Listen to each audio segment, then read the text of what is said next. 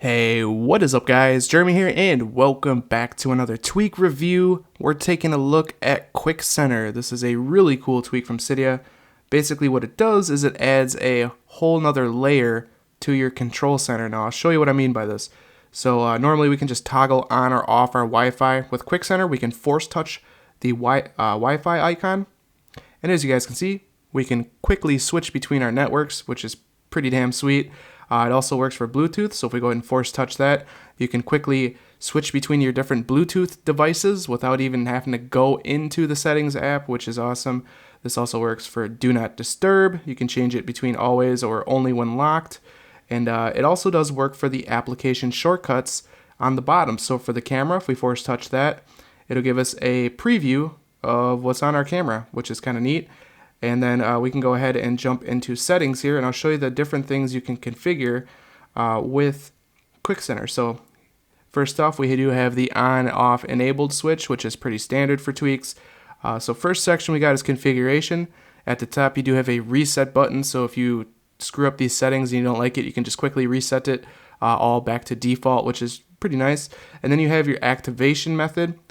Since I don't have a 6S or 6S Plus, I have the 6. I have a fake force touch, which works actually really good. As I showed you guys, it works perfectly fine.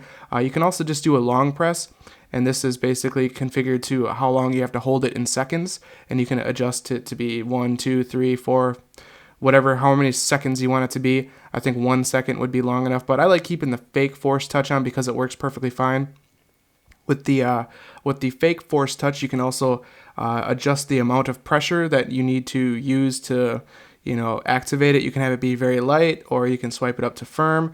I find that being on default medium, it works perfectly fine. And then you also do have a shortcut menu option right here, which allows how many shortcuts you want. You can put up to 5 or 6. This is basically if you're using this with other control center tweaks that add other shortcuts to the list, so you can adjust it through QuickCenter, which is actually really nice. And then the next section is security. So you can remove the access on the lock screen. You can remove the access within apps, and also you can have the Wi-Fi access on lock screen be separate from the rest. So you can basically turn these on or off to whatever your liking is. That way, nobody can switch your Bluetooth on the lock screen or switch your Wi-Fi on the lock screen. It's totally up to you, however you want to configure it.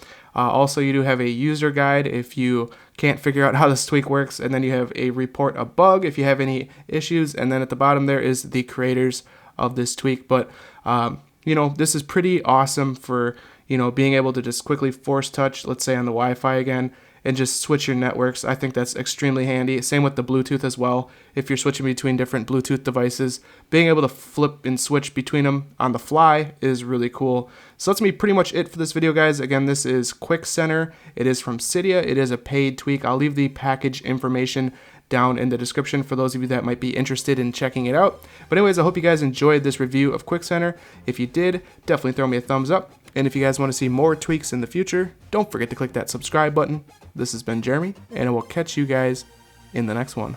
Later.